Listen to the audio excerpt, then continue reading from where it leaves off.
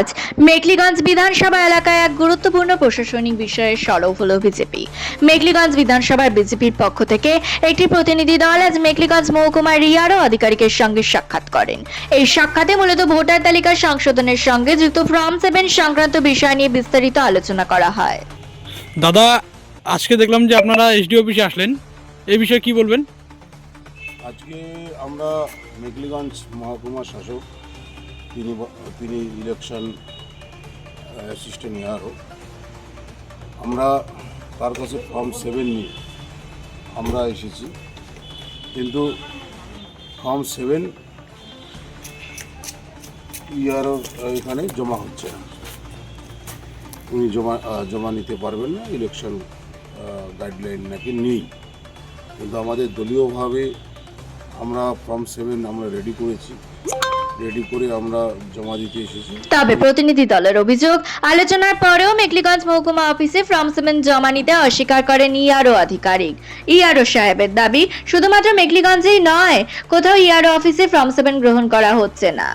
এই বক্তব্য ঘিরে স্বাভাবিকভাবেই প্রশ্ন উঠছে ভোটার তালিকা সংশোধনের স্বচ্ছতা এবং নাগরিকদের গণতান্ত্রিক অধিকার নিয়ে।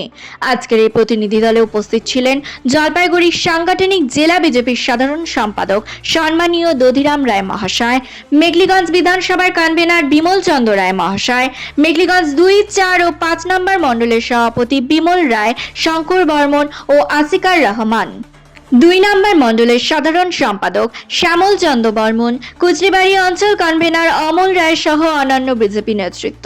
এই পুরো বিষয়টি নিয়ে কি বললেন জলপাইগুড়ি জেলা বিজেপির সাধারণ সম্পাদক সম্মানীয় দধিরাম রায় মহাশয়, চলুন শুনে নেওয়া যাক তার বক্তব্য। আমরা ফর্ম 7 নিয়ে এসেছি এবং 2-4 জন মৃত ব্যক্তিও আমরা লক্ষ্য করেছি, তাদের নামও রয়েছে, বা মেখলিগঞ্জে থাকেনই না, অন্যত্র থাকেন গত 20 বছর 15 বছর ধরে। সেই ব্যক্তিদের নাম খসড়া তালিকায় আছে, সেই মানুষগুলোর নাম আমরা এখানে ফর্ম 7 জমা দেওয়ার কথা, কিন্তু ফর্ম 7 উনি জমা নিলেন না বা রিসিভ ওনারা দেবেন না, ওনার গাইডলাইনে নেই। এই বিষয়ে আমরা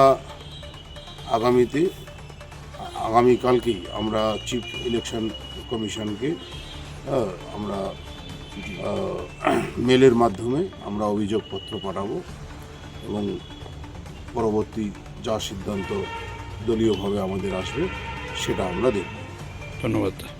আর এমনই গুরুত্বপূর্ণ রাজনৈতিক ও প্রশাসনিক খবর সবার আগে পেতে সংগ্রাম নিউজ চ্যানেলকে লাইক করুন, ফলো করুন এবং সাবস্ক্রাইব করতে ভুলবেন না।